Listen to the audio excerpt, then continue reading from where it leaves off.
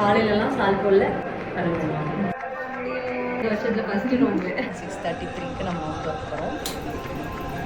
இந்த வருஷம் ரமலான்ல நான் ஃபர்ஸ்ட் இருக்கிற நோம்பு இது. லாஸ்ட் இயர் 1 டே தான் வச்சிருந்தேன். இந்த வருஷம் எவ்வளவு முடியுதோ அவ்வளவு இருக்கணும்னு பிளான் பண்ணிருக்கேன். சகருக்கு 4 மணிக்கு எந்திரிச்சு சாப்பாடு, சிக்கன் கிரேவி, ரசம் சாஜிக்கா கொடுத்து விட்டுருந்தாங்க. சாப்பிட்டுட்டு ப்ரேயர் பண்ணிட்டு 5:30க்கு தூங்கிட்டேன். காலையில 10 மணிக்கு எந்திரிச்சு ஃபர்ஸ்ட் என் வீட்டுல இருக்கிற எல்லா வாட்டர் பாட்டிலும் எடுத்து கிச்சன்ல வச்சிட்டேன். ஏன்னா மருந்து கூட குடிச்சிடக்கூடாதுல. போடுறதுக்கான ட்ரெஸ் அயன் பண்ணி ரெஃப்ரெஷ் ஆயிட்டு இன்னைக்கு என்னெல்லாம் ஒர்க் இருக்குன்னு ஷெட்யூல் பண்ணிட்டு கண்டென்ட் ரைட்டிங், கொஞ்ச நேரம் எடிட்டிங், அப்படியே வாய்ஸ் ஓவர் முடிச்சுட்டு அப்படியே டயர்ட் ஆயிடுச்சு. வாய்ப்புள்ள ராஜா ரெஸ்ட் எடுக்க கூடாதுன்னு நெக்ஸ்ட் மீட்டிங் இருந்துச்சு. டக்குன்னு போய் ரெடி ஆயிட்டு வந்து வண்டி எடுத்துட்டு கிளம்பிட்டேன். 1 ஹவர்ல மீட்டிங் முடிச்சுட்டு அப்படியே ஈவினிங் நோம்பு திறக்கிறதுக்கு தேவையான ஃப்ரூட்ஸ் அண்ட் கிராசரிஸ் எல்லாம் பர்ச்சேஸ் பண்ணிட்டு அப்படியே வீட்டுக்கு வந்துட்டேன். இதுக்கே 3 மணி ஆயிடுச்சு. பயங்கர டயர்ட் ஆயிட்டேன். வெளில வேற போயிட்டு வந்தேனா, சரி ஓகே இப்பவே நோம்புக்கு தேவையானதெல்லாம் கட் பண்ணி வச்சுட்டு கொஞ்சம் ரெஸ்ட் எடுக்கலாம் அப்படின்னு சொல்லிட்டு ஃப்ரூட்ஸ் எல்லாம் கட் பண்ணி ரெடி பண்ணி வச்சிட்டேன். அப்படியே ஒரு 1 ஹவர் ரெஸ்ட் எடுக்கலாம்னு போய் பெட்ல படுத்தேன். நம்ம வடகரையில இருந்து இன்னைக்கு நோம்பு திறக்கிறதுக்காக நம்ம ஜிஎஃப் கேக் செலினா வந்துட்டாங்க.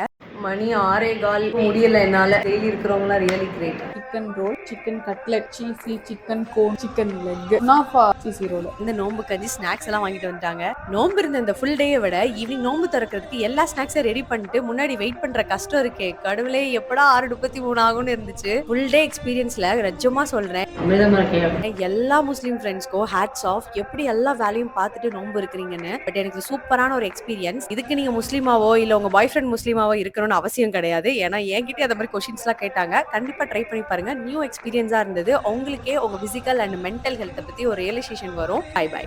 பரவாயில்ல, நானும் சக்ஸஸ்ஃபுல்லாக கம்ப்ளீட் பண்ணிட்டேன்.